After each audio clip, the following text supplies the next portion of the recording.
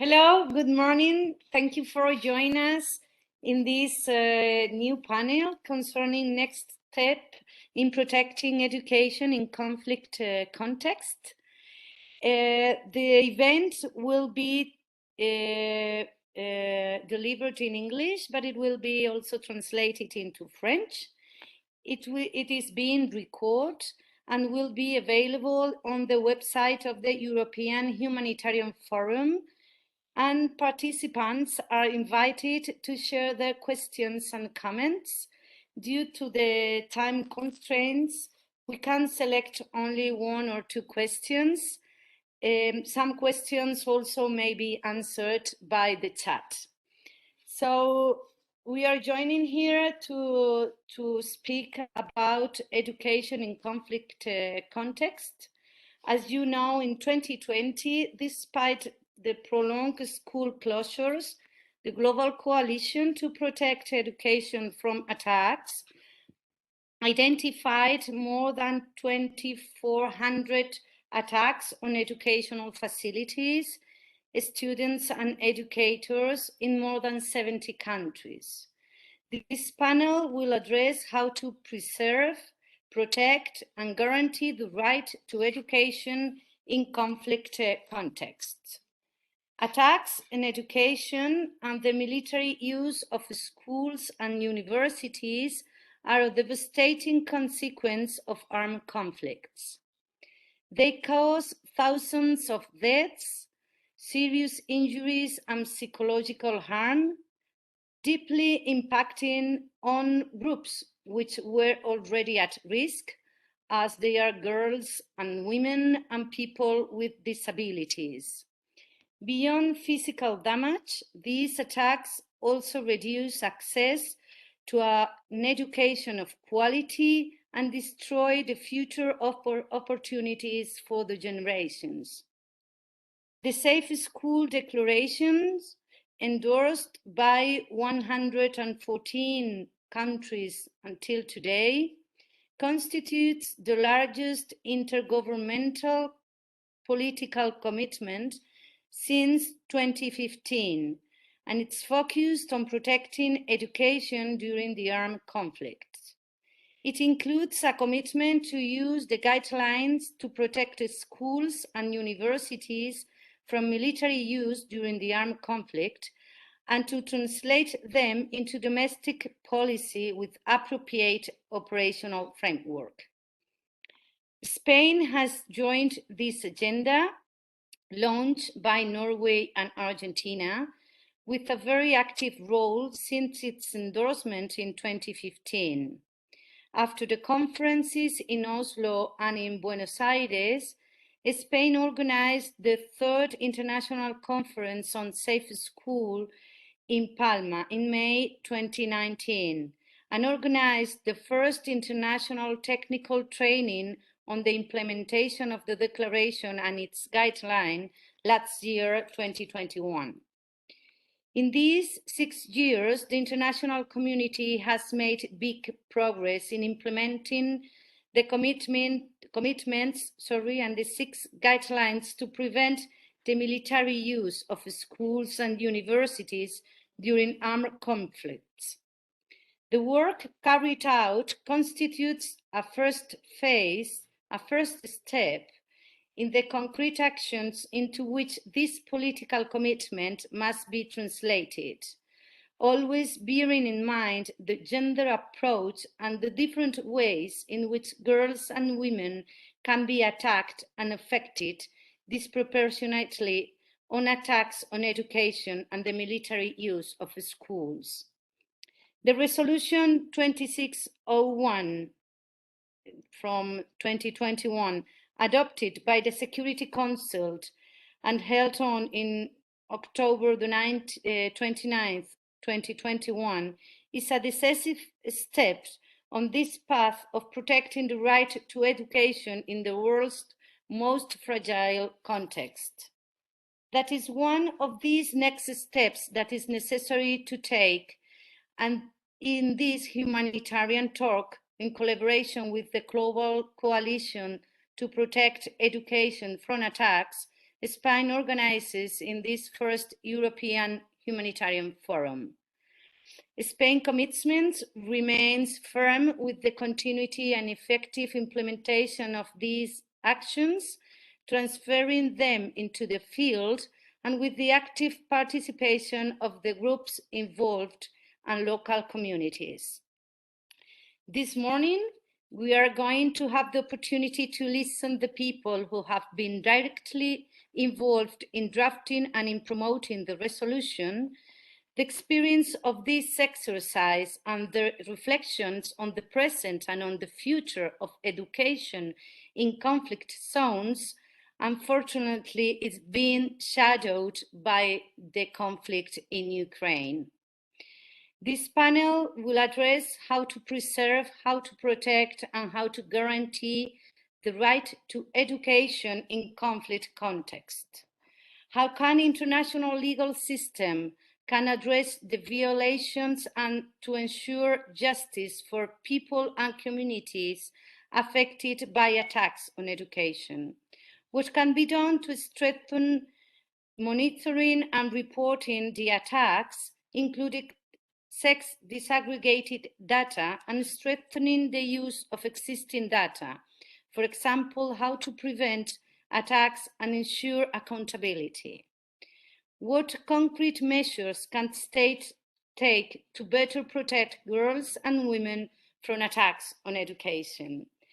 So I have the honor to introduce the panelists that are accompanying us today.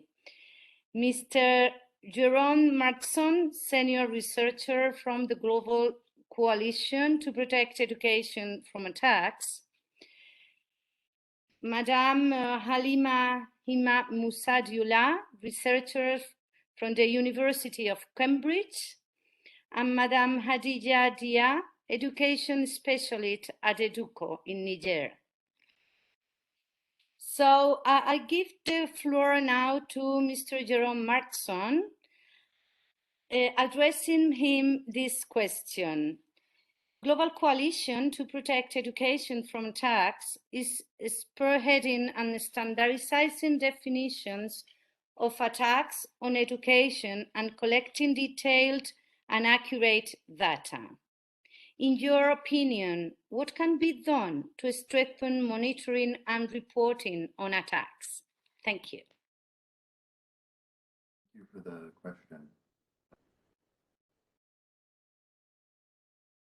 There are several important steps that can be taken to improve monitoring and reporting of attacks on education.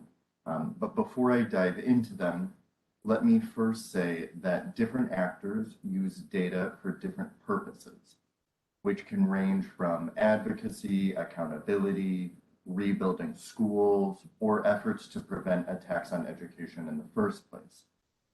And data collection and reporting efforts may take on different forms depending on each of those needs, ranging from single incident reports to needs assessments to situation monitoring reports.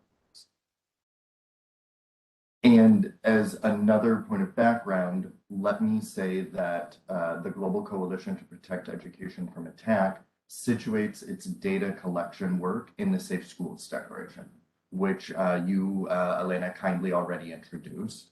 The Safe Schools Declaration is a political commitment to protect students, educators, schools, and universities during armed conflict. It provides concrete steps governments and partners can take to protect education in armed conflict.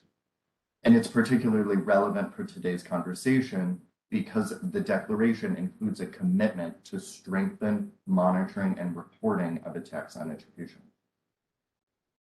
And before I fully dive into answering your question, let me also add that much successful monitoring and reporting of attacks on education is already taking place.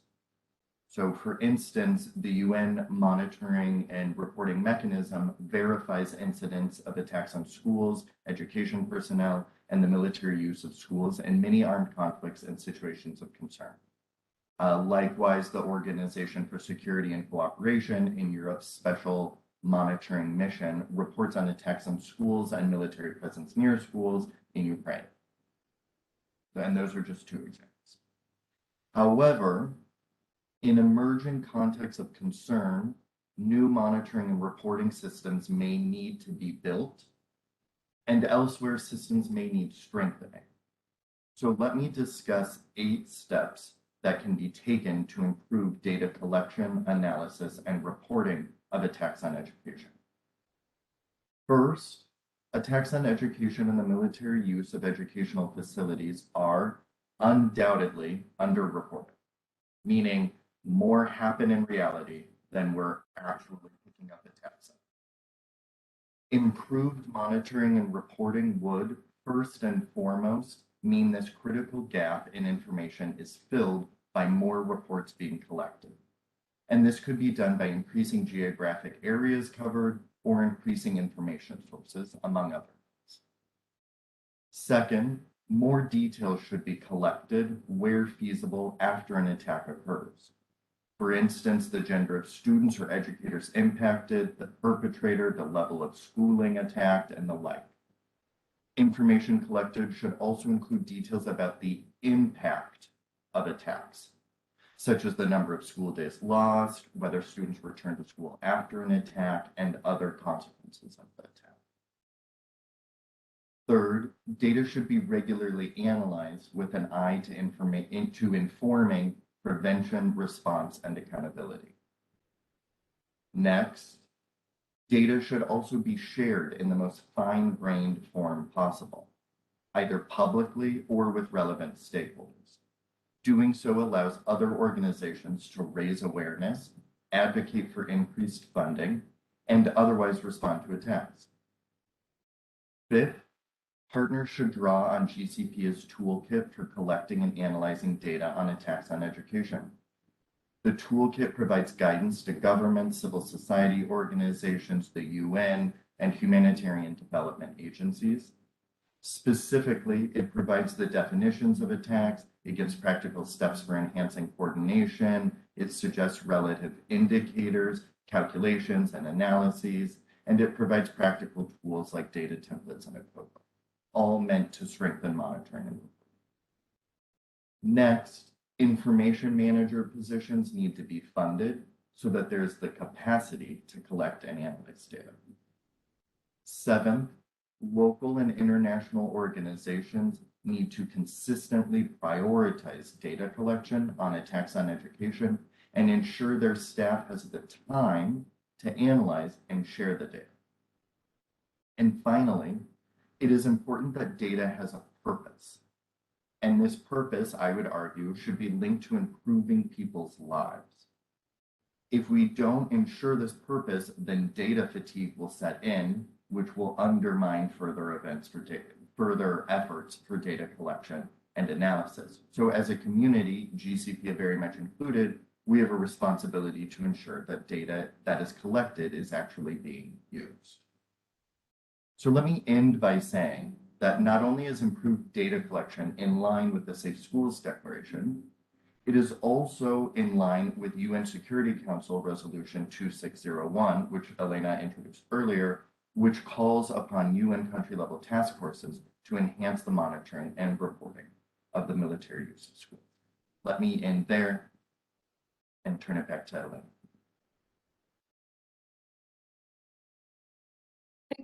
Thank you very much, Jeroen. I would like to know, once we have collected all these data you mentioned, what else can we do with them? How can we use these data to prevent from attacks and to ensure accountability? Thank you. Absolutely. No, thank you for the question. So once we do have strengthened data on attacks, in other words, when monitoring and reporting is robust, we can begin to prevent, mitigate, respond to attacks, and also, very importantly, build up the capacity to hold perpetrators of attacks to account. Let me cover prevention, response, and accountability in turn. So first, let's talk about using robust monitoring and reporting to prevent attacks on education. In this case, data can be used to identify trends in attacks. For instance, the geographic region attacks have been occurring in, or attack types that are common, such as attacks on schools, attacks on students and teachers, or child recruitment at or on the way to or from school. And then from these trends, we can develop appropriate measures to deter or prevent attacks. These might include negotiations with an armed group, signing of treaties or deeds of commitment. It might also include school safety procedures such as drills, or mine awareness programs could be developed. Let me give a concrete example. So globally, GCPA has found that a significant proportion of all attacks on education are due to explosive weapons. So to limit the number and severity of attacks on education, greater support for limiting the use of explosive weapons in populated areas, including near educational facilities, could be a particularly effective tactic. In other settings, we may see high rates of kidnappings of school students at or on the way to or from school. In those cases, early warning systems, community engagement, and walls built around schools may be effective prevention measures. But in both cases, we know the risks that are present because we have robust data. That brings me to the second point to address, which is response to attacks. If we have relatively robust data, more effective response plans can be developed to rebuild schools, provide psychosocial support to survivors of attacks, and ensure the continuation of education. So here, keep in mind that different resources are needed to rebuild a kindergarten as compared to a university building after an attack. So in the first case, you may need a playground, for instance, and in the second, you might need science and laboratory equipment. And keep in mind too, that different attack types mean different repairs are needed. So an attack with explosive weapons, when compared to, let's say, looting, the first may require that walls are rebuilt, and the second may require that administrative records are located and replaced, or that teaching materials are replaced. And also remember that girls and women may require a different response than boys and men. So knowing the gender of survivors is important when responding generally, for instance, when offering psychosocial support programs. To give a concrete example, the recent attacks on education in Ukraine, which have primarily been artillery shelling, have affected all levels of schooling, from kindergarten through university. So when it comes time to rebuild, we will know that, at least based on current data, we will know that the foundation of many of these educational institutions is likely too damaged to repair and may require complete rebuilding. Unlike might have been the case with small arms fire, which was more common between 2014 and 2022 in comparison to attacks that have taken place this year. We also know, based on this data, that repairs will be needed for all levels of education, from kindergarten to university, which may not be the case in other contexts. And I want to point out too here that many education clusters have very successfully used data to respond to attacks. So for instance, the Palestine Education Cluster assesses the impact of attacks, determines what types of response are required, if any, and which cluster partners are best placed to respond. The OPT cluster sends alerts to partners to respond to a range of attack impacts, including through mental health and psychosocial support, catch-up and remedial classes, recreational activities, water sanitation and hygiene programs, advocacy for access to schools, and school repairs. The Ukrainian government also has a new webpage relaying the number of schools damaged and destroyed in recent attacks. This is valuable for awareness raising now, but it may also provide useful information for future response. And then third and finally, let me talk about how data can be used to promote accountability for attacks on education. So let me start by saying that the UN Monitoring and Reporting Mechanism, Amnesty International, Human Rights Watch, and others, for instance, document attacks on education with the aim of collecting evidence relevant for court cases. In addition, GCPIA has provided data on attacks on education to the Special Advisor on Children, to the Chief Prosecutor of the International Criminal Court, to encourage the court to include attacks on education when investigating breaches of international humanitarian law.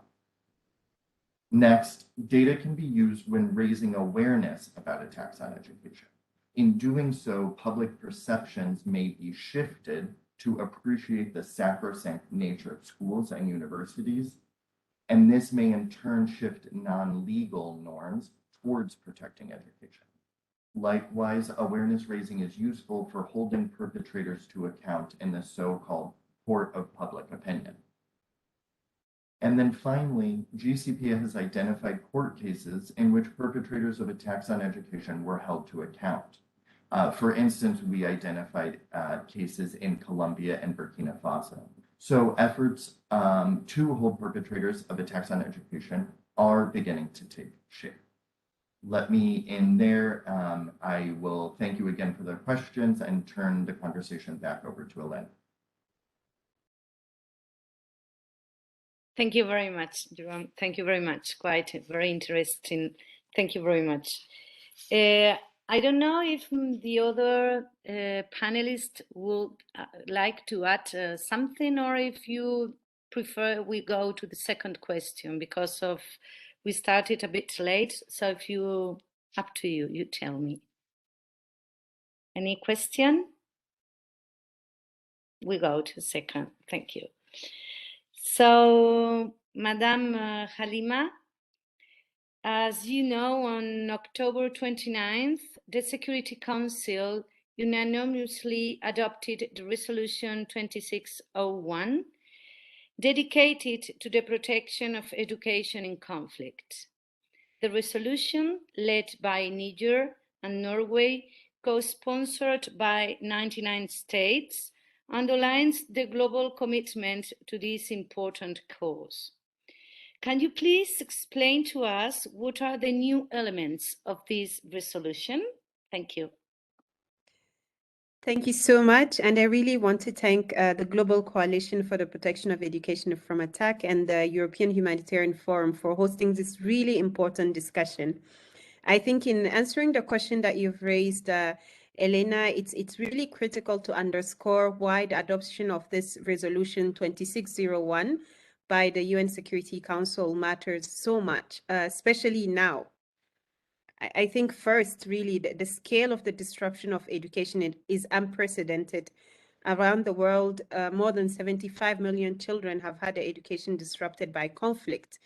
And we've also seen how with the COVID-19 pandemic, education has been interrupted for almost all the children and youth around the world. And as you have mentioned in your introduction, attacks on schools and infrastructure have grown despite school closures with the COVID-19 pandemic. I think the latest Secretary General report speaks of over 11,000 attacks between 2014 and 2019, which have affected over 22,000 students around the world and teachers in 93 countries. So really the scale is completely alarming, scary. And secondly, I would say in conflict and fragile context, when a school is attacked or education gets interrupted, many other protection systems collapse.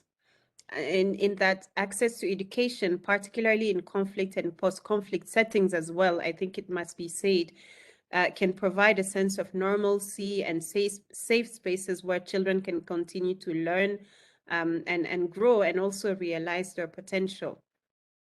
Looking to the future, really, if current trends persist, by 2030, 80% of the world's poorest will live in fragile contexts, and the majority of extremely fragile contexts are also conflict-affected settings. And the combined effects of conflict, economic hardship, exacerbated by the pandemic, climate security, related risks, and humanitarian crisis really threaten the remarkable gains and progress made in education over the last decade. So it's really critical this resolution was timely in that instance. And the last point I wish to underscore before I directly answer your question is that access to education is a human right. And education is really the link that binds all other development goals. It intersects with questions of gender equality, poverty, and social justice.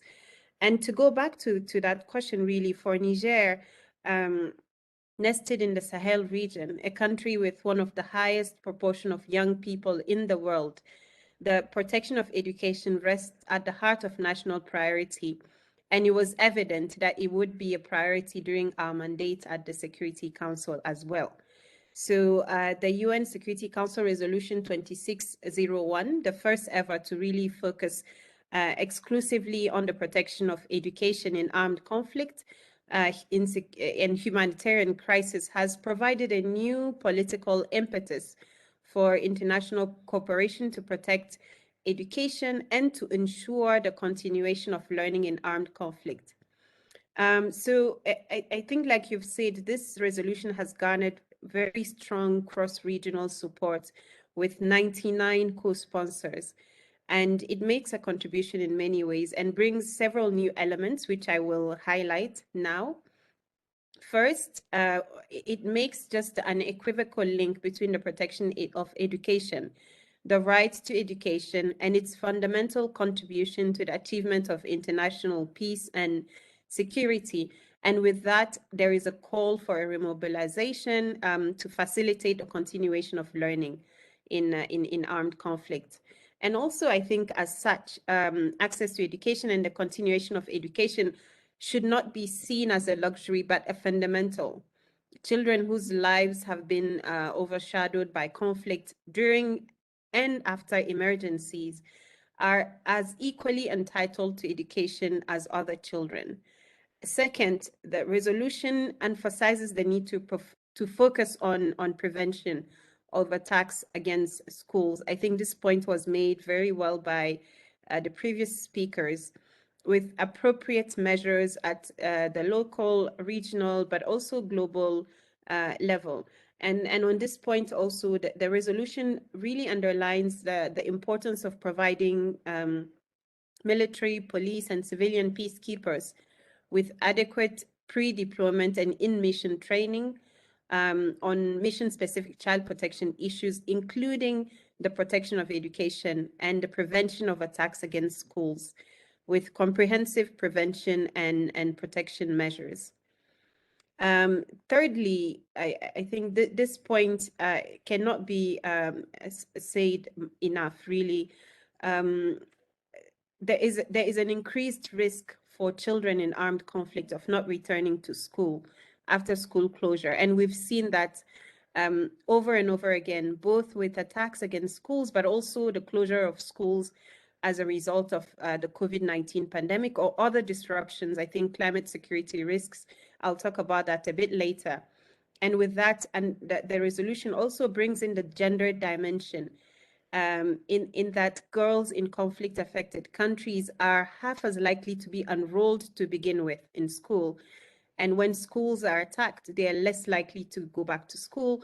They're usually the first to drop out of school in such situations. So there's also a greater risk for them of not continuing their education, which in some contexts can make them more vulnerable to gender-based violence. I think a fourth point brought about by this resolution is the need to provide necessary and context-specific assistance to children in situations of heightened vulnerability, including children, internally displaced persons, refugees, children with disability, children separated from armed groups as well who are undergoing reintegration. And I think the specific reference to disability is noteworthy in this resolution. I think the last one to make such a reference was Resolution 2475. So it was really an important gain to have that specifically mentioned in this resolution.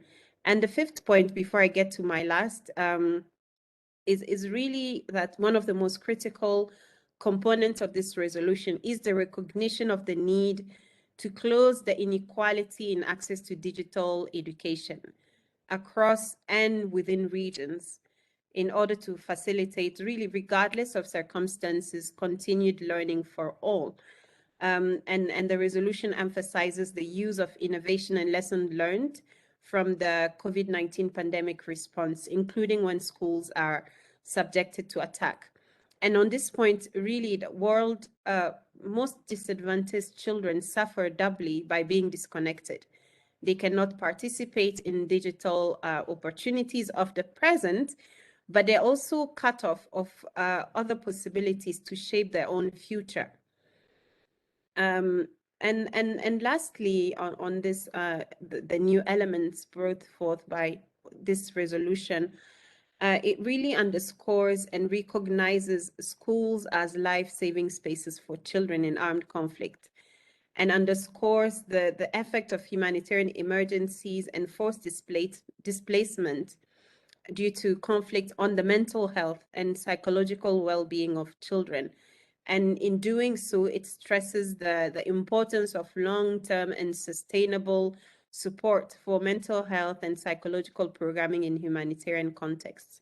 And I think the intersections between various sectors in that, you know, the resolution really drives this point that as long as health and welfare systems remain unequal, then the basic right and of access to education itself is threatened. So a systemic change on a global scale, including in our child protection efforts, is required. So these are some of the key elements. I mean, there are really many others brought forth by this resolution, but I really wanted to drive the point on these ones. Thank you very much. Very clear, of course. I had a second question.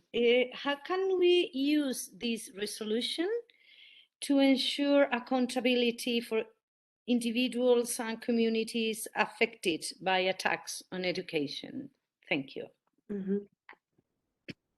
Thank you for again, yet another really key question. And really, I would say in the face of this alarming situation of violations against children in armed conflict and just the effect of the disruption of education, it's essential, critical to develop appropriate and sustained response.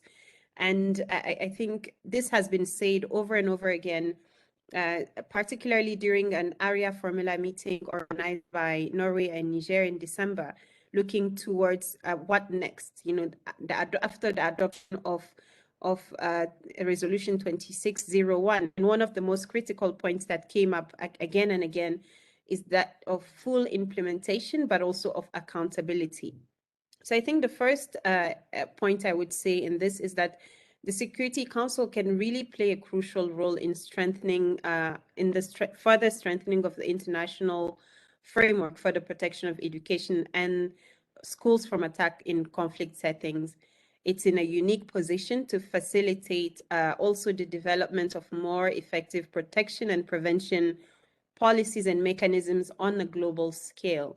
And it can do so by more specifically accounting for attacks against schools, which is one of the 6 grave violations, and the protection of education in other thematic, but also country-specific files.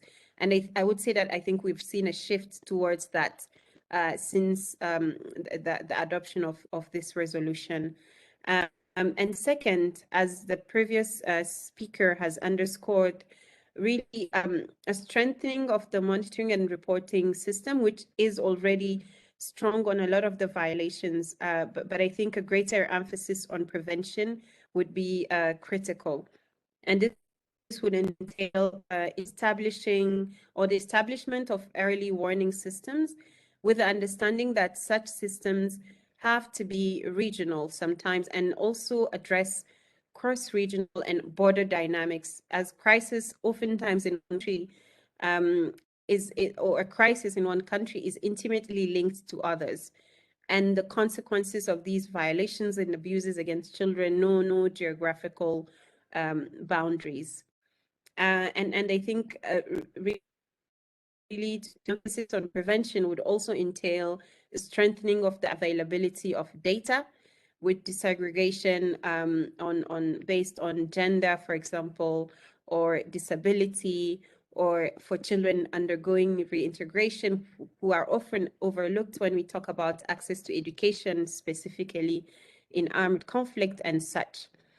And on this point, I think given the transnational nature of many countries, greater support for the development of regional action plans to halt and prevent such violations would be a step in that direction. And the third point, really, the protection of education in conflict settings must be done in a cross-sectoral manner, building on existing regional, again, and national mechanisms, but also recognizing that schools are embedded within communities and that the protection of education involves protecting children, for example, on their way to and from school, etc. I think on this point, one critical element of the resolution, which I haven't mentioned, is that I think the resolution drives home the fact that countries that have endorsed the Safe Schools Declaration, and there are today 114 countries, if I'm not mistaken, must move towards effective implementation and also over the board respect the civilian character of schools.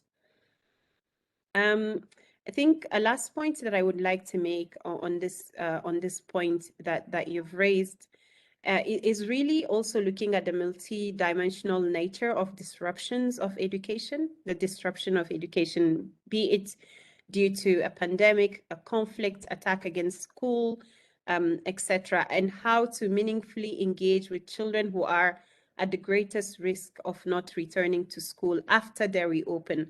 So really looking at that disruption, but also after what happens after.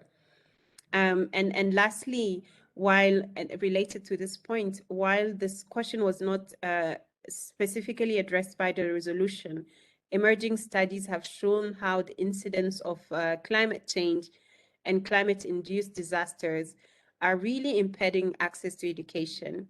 I think there's a study that shows that more than 4 million children in developing countries have had their education interrupted due to climate-related events, and that this figure could rise to 12 million.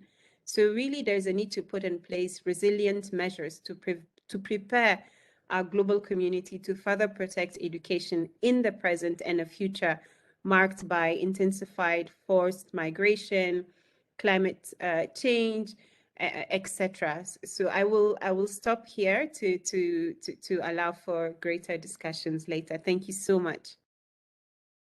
Thank you very much. Thank you very much. We really appreciate. Now we will ask Madame Khadija. Bonjour, Madame. Bonjour. Niger a élaboré un plan d'action national pour la mise en œuvre de la déclaration sur la sécurité dans les écoles entre les ministères concernés et les groupes de travail sur la sécurité afin de protéger l'éducation. Une telle collaboration et coordination entre le gouvernement et les acteurs de la société civile est essentielle. C'était également l'une des principales recommandations de la première formation internationale sur la mise en œuvre de la déclaration sur la sécurité dans les écoles, organisée par AECIT, la coalition globale. D'après votre expérience professionnelle au sein du ministère nigérien de l'Éducation et de l'ONG EDUCO, Madame, pouvez-vous nous expliquer comment cette collaboration peut être renforcée? Merci. Et merci beaucoup, madame. Merci de l'opportunité que vous me donnez, et en tout cas, pour faire remonter sur cette grande plateforme-là les vécus de la situation nigérienne. Le renforcement de la collaboration entre le gouvernement et la société civile nigérienne, en tout cas, à mon avis, se fera dans une synergie d'action et une complémentarité à tous les niveaux. Déjà au niveau de la planification, que ce soit une planification concertée qui serait basée sur les besoins réels que les différentes ONG, tant nationales que internationales, peuvent faire remonter pour une meilleure appréciation de ce que vivent les communautés locales. Au niveau de la mise en œuvre, sous la coordination de l'État, la coordination qui pourrait se faire tant au niveau central qu'au niveau déconcentré, qui est donc une mise en œuvre plus flexible, qui s'adapte aux différents contextes, qui du fait donc du caractère très volatile de la crise que nous vivons ici au Niger sont très, très fluctuants. Aujourd'hui, la situation du jour au lendemain est très fluctuante. Le nombre de déplacés internes évolue à tout moment. Le nombre d'écoles fermées évolue aussi et cela impacte très négativement sur la continuité des apprentissages au Niger. Le plan de réponse humanitaire que le gouvernement du Niger a bâti, notamment pour la région de Tillabéri, qui compte aujourd'hui plus de 90% des 755 écoles fermées. Ce plan de réponse, donc, qui a été conçu à l'issue d'ateliers consultatifs avec les différentes parties prenantes, donc les ONG, les différentes inspections qui sont concernées par cette crise-là. Il s'appuie non seulement sur la mise en place de centres de regroupement, donc c'est des centres, 29 centres qui vont essayer de recevoir les enfants issus des écoles fermées. Aux dernières situations, ce sont 4 238 enfants, dont 30 516 filles sont concernées par ces écoles fermées au Niger, la situation de mars.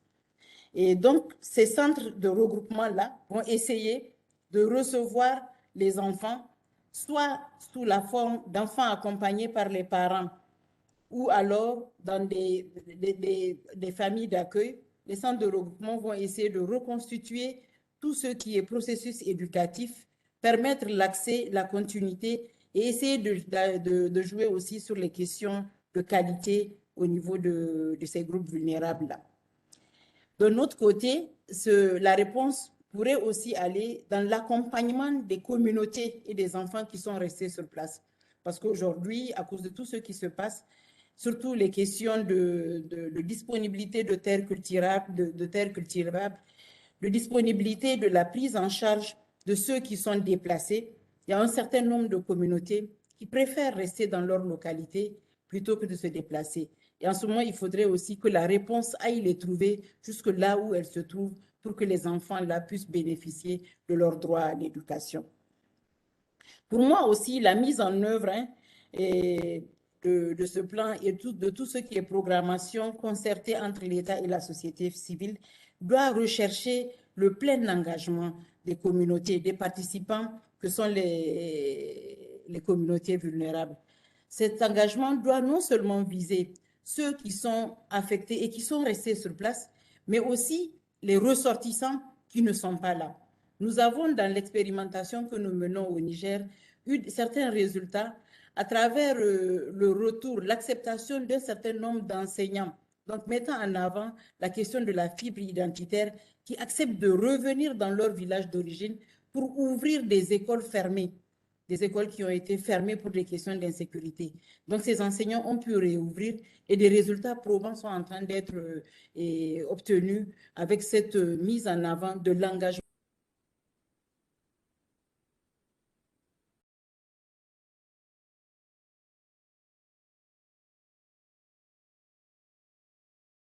Oui, je crois peut-être Madame Hadiza s'est déconnectée. Madame, vous m'entendez? Vous m'écoutez?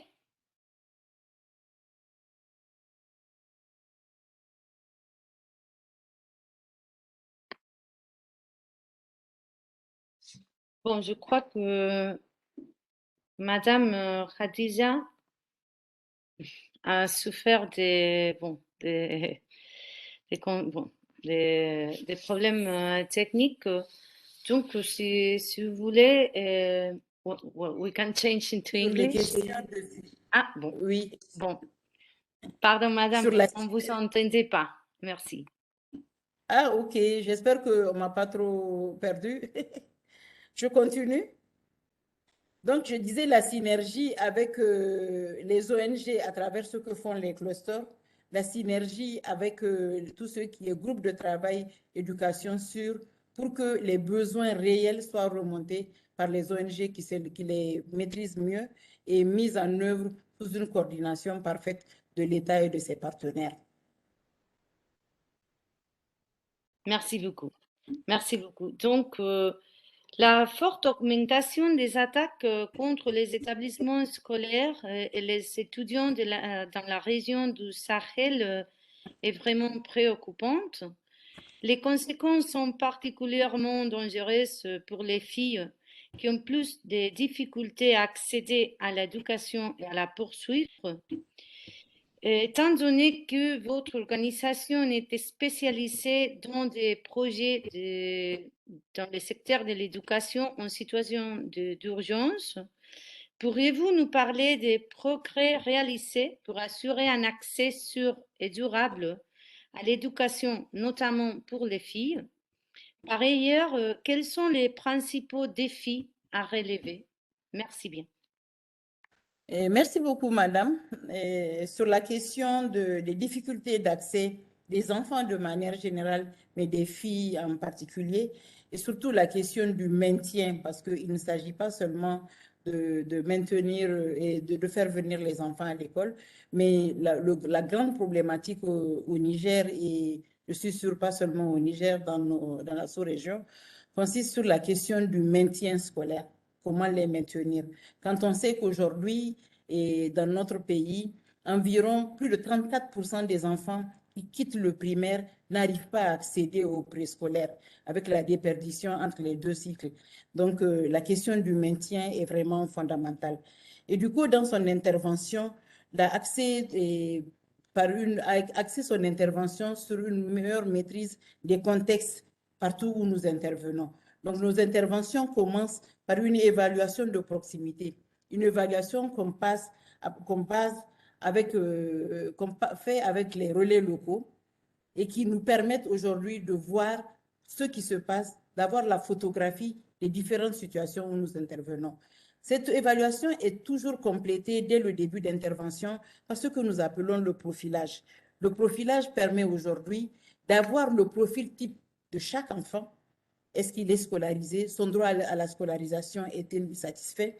Comment ça se passe? Est-ce qu'il est handicapé? Il a droit il a son acte de naissance en main. Qui sont ses parents? D'où ils viennent? Quelles sont leurs situations? Donc, avoir vraiment le profil type de tous les enfants et dans une base de données interactive où nous, en général, à partir des smartphones, parce que la situation d'accessibilité est très compliquée dans les zones où nous intervenons. Donc, à partir des smartphones, nous faisons des remontées et des actualisations de données qui nous permettent en temps réel d'avoir la situation de la réponse et de la demande éducative et après maintenant revenir pour calquer la réponse à tout ce que nous avons trouvé sur le terrain. En termes d'intervention, des causeries, débats sont organisés surtout pour une inscription, une réinscription et un maintien des enfants qui sont déjà introduits dans le circuit. Et cette causerie débat parfois s'appuie sur des sensibilisations à travers des radios communautaires qui sont dans les localités. Mais on se base aussi beaucoup sur tout ce qui est CG2S, donc les comités de gestion décentralisée des établissements scolaires, avec lesquels nous avons mis en place certaines formes de clubs, des sous-comités qui nous permettent aujourd'hui de travailler directement avec les communautés et d'aller vers les besoins essentiels à satisfaire.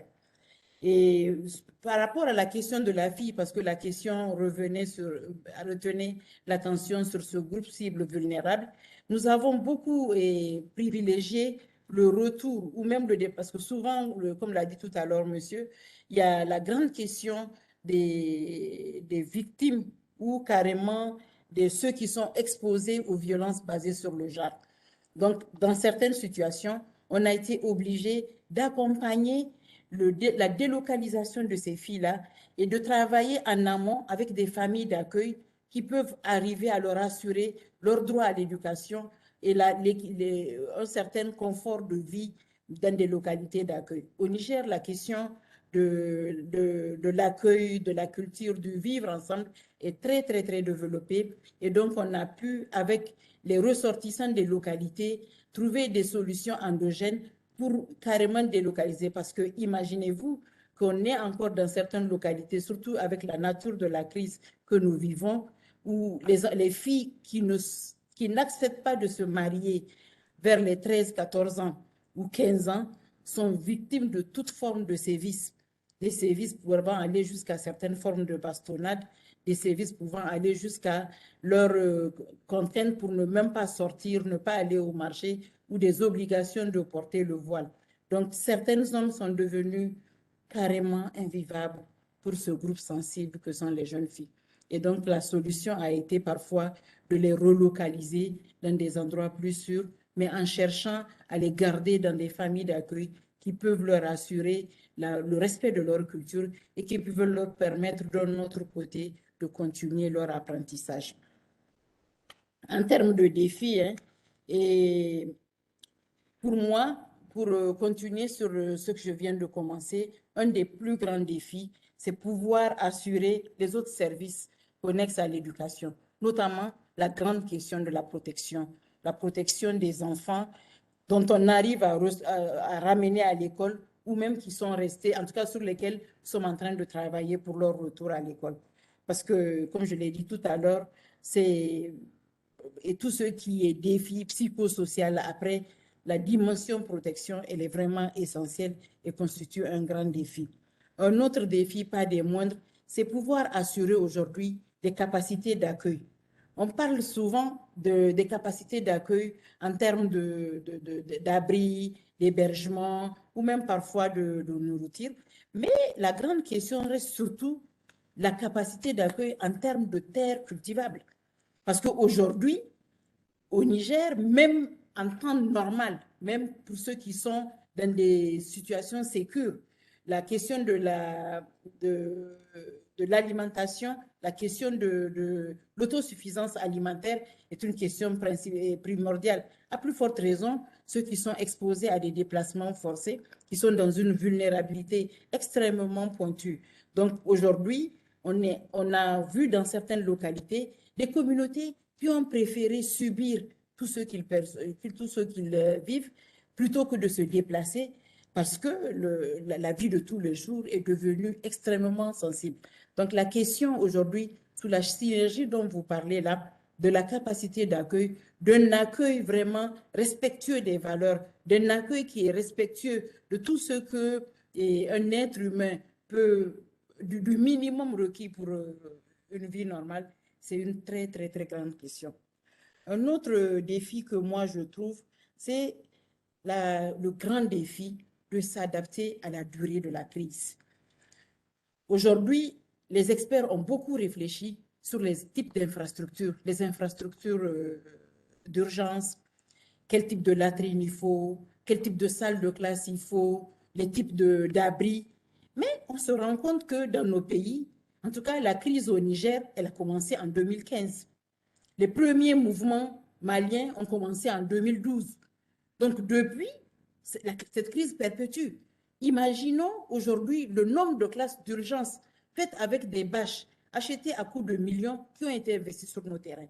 Imaginons le nombre de latrines qui mesurent à peine 1 mètre de profondeur qui ont été faites.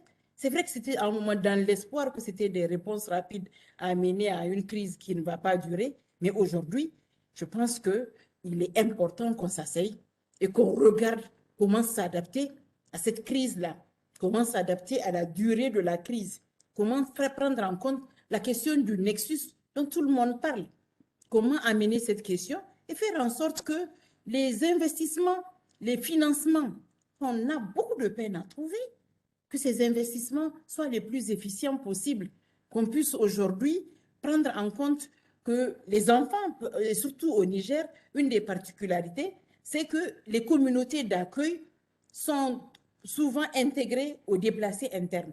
Donc, les classes que nous construisons, que les enfants là restent ou pas, vont continuer à servir aux enfants de la communauté autre.